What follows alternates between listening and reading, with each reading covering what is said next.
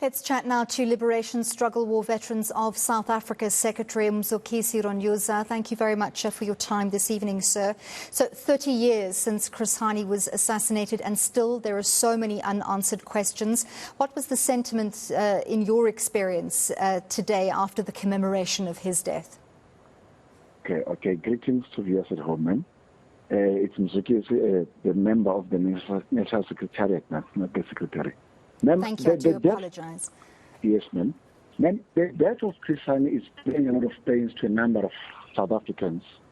It is one of the deaths that sort of symbolizes what our state stood for. It's 30 years down the line and nothing has happened.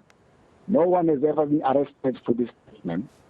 This is an affront to the liberation of this country. It also brings pain to a lot of liberation fighters all over the country. It also brings pain to a lot of people that stood up and said they are going to fight the maladies of apartheid and the historical injustices by apartheid.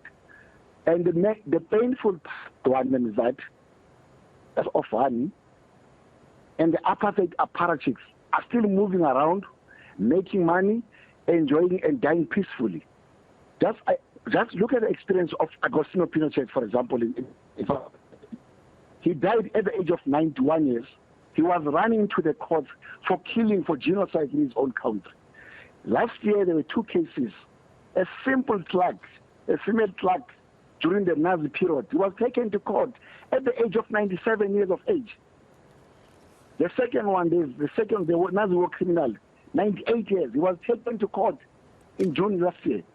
So if you are going to allow the people like Janusz Waluś to move around the streets, to roam around, enjoy the freedom, while Hani is crying like this with no answers, while there's the proof that this case has got tangible evidence that can be used in the court of law, then we look at our own government in Spain and say that what have we done as liberation fighters?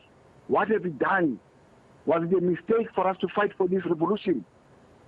Did Hani make a mistake for fighting? In fact, ma'am, we need to be clear that the death of Hani was not in vain. The death of Hani was to avert a lot of good things that should have come for this country. We lost an asset. If Hani was alive, we're not going to be in this mess. The whole country, the liberation struggle of veterans, the people of this country. We're not going to have such poverty. We're not going to have people that are two-faced, who are speaking with two tongues in this country. Are you supporting the call by the SACP for a renewed inquest into Hani's assassination?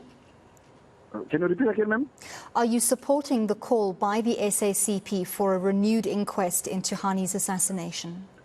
Ma'am, the inquest should have been there a long time ago. By the way, the inquest is more of a formality, ma'am. We need the government to act. The fact that the SACP would call for an inquest, it shows the lack of political will from those who have got power. It shows the lack of political will from our justice system. The SACP as an ally of the ANC, the ANC was supposed to listen, and our government was supposed to listen and take action. It cannot be that the SACP would just go and search and demand an inquest where it was supposed to be given a hearing by our own government. We support that, man, to the fullest.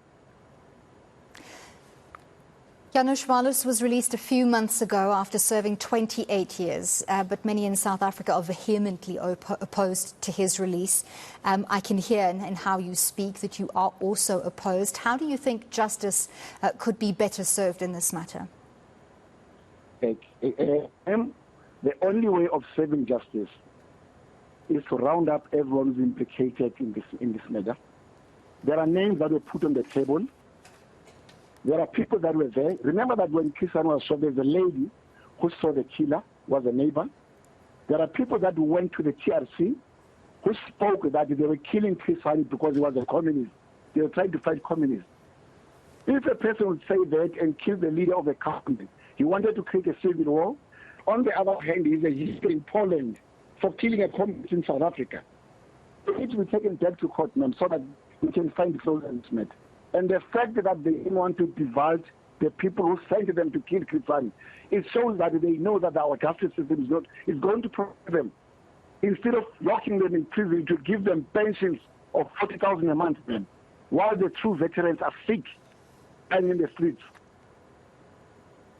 Well, thank you so much for sharing your insights with us. We've heard from a number of people today as we commemorate 30 years after the assassination of Chris Hani. That was Mzukisi Ronyuza, Liberation Struggle War Veterans of South Africa.